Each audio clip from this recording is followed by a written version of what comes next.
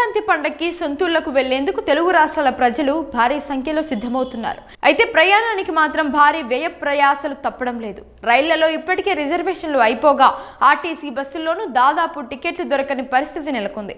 విమాన టికెట్ల ధరలకు రెక్కలొచ్చాయి. దీంతో పలు ప్రైవేట్ బస్సుల యాజమానులు అడ్డగోలు దోపిడీకి తెరతీస్తున్నారు. పండక్కి ఎలాగైనా సొంతూళ్లకు చేరుకోవాలన్న లక్ష్యంతో ప్రజలు సిద్ధమవుతూ ఉండడంతో ఇదే అదనుగా ఛార్జీలు పెంచేస్తున్నారు. ప్రైవేట్ స్లీపర్ ఏసీ బస్సుల్లో హైదరాబాద్ నుంచి విశాఖపట్నానికి గరిష్టంగా 7,000 రూపాయలకు పైగా వసూలు చేస్తున్నారు. ఆదిలాబాద్కు 2,300, మంచిర్యాలకు 3,500 తీసుకుంటున్నారు.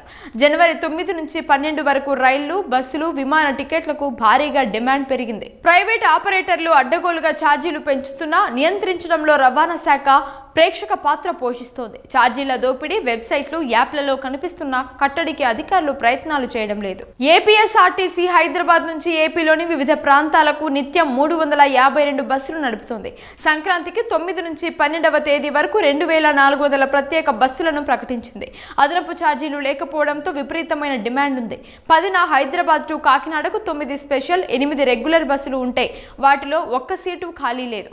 విశాఖపట్నం, రాజమహేంద్రవరం, అమలాపురం, విజయవాడ, ఒంగోలు, కందుకూరు ఇలా వివిధ రూట్లలో ఇదే పరిస్థితి నెలకొంది. బెంగళూరులో తెలంగాణకు చెందిన ఐటీ ఉద్యోగులు అధిక సంఖ్యలో ఉంటున్నారు. వారు పండక్కి వచ్చేందుకు సిద్ధమవుతూ ఉండడంతో అటు నుంచి కూడా బాధుడు ఎక్కువగా ఉంది. ఓ ప్రైవేట్ బస్సులో ఈ నెల 12న గరిష్టంగా బెంగళూరు నుంచి హైదరాబాద్కు ఏకంగా 9,999 రూపాయలు వసూలు చేస్తున్నారు. టీజీఎస్ఆర్టీసీ తెలంగాణ పరిధిలోను హైదరాబాద్ నుంచి ఏపీలోని వివిధ ప్రాంతాలకు 6,432 ప్రత్యేక బస్సులను ప్రకటించింది.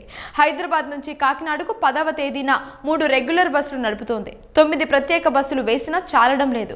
ప్రత్యేక బస్సుల్లో 50% అదనపు ఛార్జీలు వసూలు చేస్తున్నా సీట్లు దొరకడం లేదు.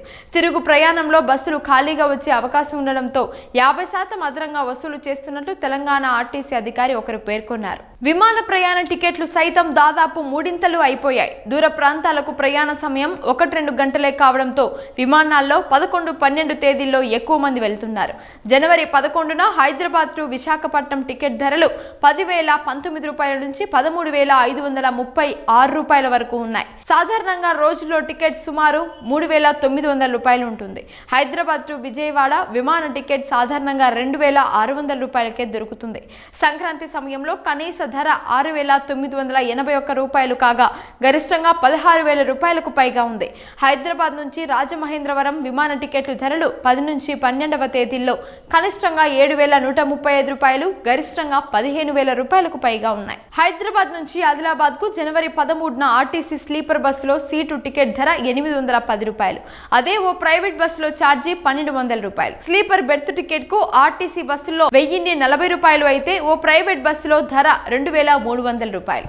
మంచిర్యాలకు ఆర్టీసీ బస్సులో బెర్త్ ధర 860 రూపాయలు అయితే ఓ ప్రైవేట్ బస్సులో ఏకంగా 3,700 రూపాయలుగా నిర్ణయించారు. సంక్రాంతి పండుగ దగ్గర పడే కొద్దీ ప్రైవేట్ బస్సులో టికెట్ ధరలు బగ్గుమంటున్నాయి.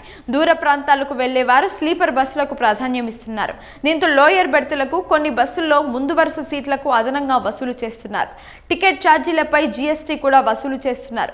జనవరి 12న హైదరాబాద్ నుంచి విశాఖకు ఓ ప్రైవేట్ ఏసీ స్లీపర్ బస్సులు టికెట్ ధర 6,999 రూపాయలు. జీఎస్టీ 349 రూపాయల 95 పైసలు కలిపి మొత్తం 7,348.95 పైసలు వసూలు చేస్తున్నారు.